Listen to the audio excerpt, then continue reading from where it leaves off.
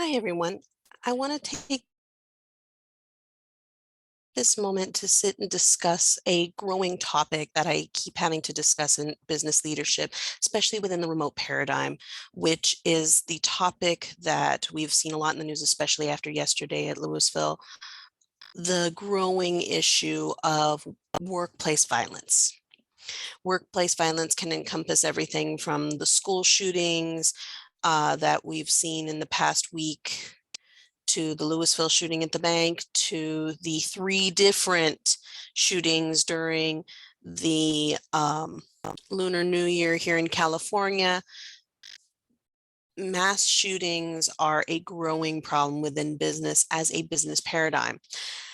Now, skirting the issue of the geopolitical issues within that, we're going to focus just on the business practice things that can be done to prevent workplace violence. Again, borrowing concepts that have been used in business for decades that we don't necessarily put in place as business leaders to be safety precautions, but can be used as safety precautions, such as many companies have a emergency planning process in place where they provide free training on CPR and first aid on the event that there is a massive issue like we had in 9/11, or what we just recently went through with all the flooding here in California and the various hurricanes and tornadoes that have been happening this season, and other natural disasters. There's also growing issues with workplace violence as we go into a recession. According to the Bureau of Labor and Statistics, workplace violence goes up as we go into recession and as we stay in recession. And that's due to economic uncertainty. With this in mind, we need to also implement concepts such as workplace cameras, which we see utilized quite frequently in manufacturing and R&D as a safety precaution to basically see where things went wrong so that they can retest and redo in an appropriate manner and contribute to safety overall. Also, another aspect that I've seen in banking and other high-end retail is the usage of panic buttons. Having a panic button to alert authorities when there is an emergency of this kind of nature also is very helpful. Unfortunately, in business, we tend to relegate this level of emergency planning for workplace violence to HR, and HR isn't necessarily given the tools to be able to do this properly. Leadership doesn't necessarily study it very well at the academic level, or if it's even required to be studied at all. It's often studied most in psychology and business psychology, ironically. So I'm here to offer services in the training that I have had and developed from my academic research on how to prevent workplace violence. Me personally, my first go-to for preventing it is creating your workplace with a remote first paradigm, because where you can have workplace violence in a remote workplace, it is less frequent than in an in-person business. Also, when you have remote and hybrid work modalities, you allow for less people to be in the office and less casualties. And when people are planning or targeting specific people, it makes it more difficult to have those kind of plans in place. These are just a few of the ways that we can address this. The biggest issue as far as how to prevent workplace violence, based on my research and my work experience for over 15 years, has been the removal of toxic employees, or employers, I should say. So toxic management and toxic leadership.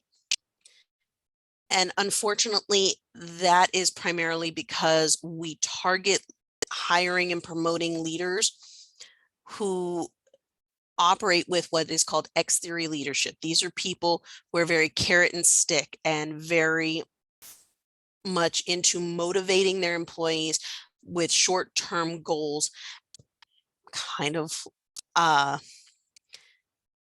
there's no other way really to describe it. These are the leaders who are constantly pushing and pushing and pushing.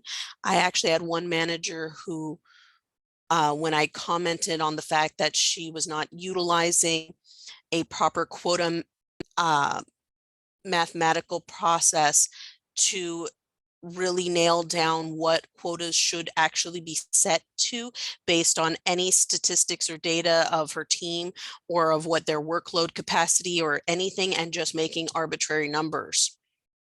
When I confronted this manager about it, the response was, people never know their limitations until they're pushed to it. It's like, well, when you push them to that limitation, what happens then? Well, they either get better or they go away. That's not an attitude to have with your team.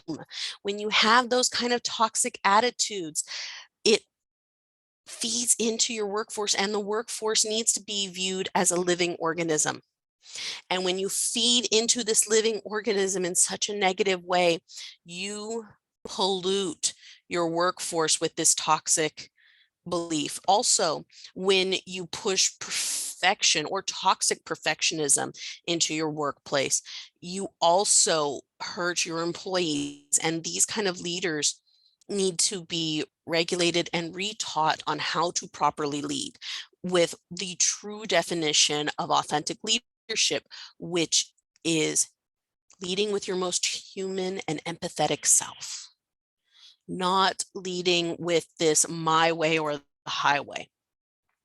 Leaders who understand that it's less about leveling yourself up and more about supporting your team. The Myers-Briggs personality test describes these type of leaders as having teacher personalities.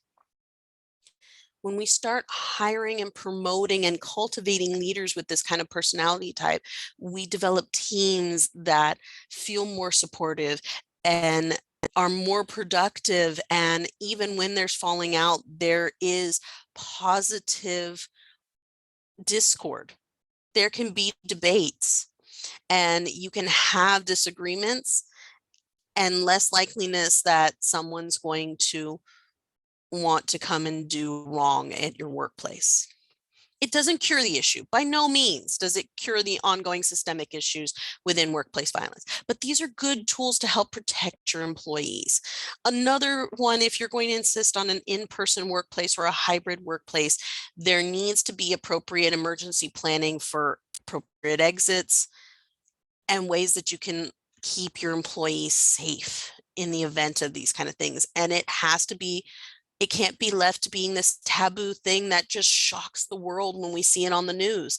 It has to be something that we talk about regularly, like an earthquake drill that we have here in California, or a fire drill that you have in any public school. The topic of workplace violence has to be discussed.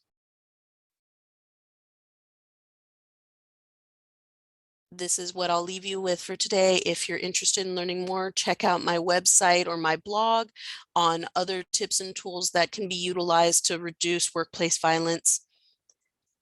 If you'd like to engage in my consulting practices, check me out at my website, Wicked Bee of the West consulting.com, or check out my YouTube channel at Wicked Bee of the West. That's all for today. And remember, remote is here to stay.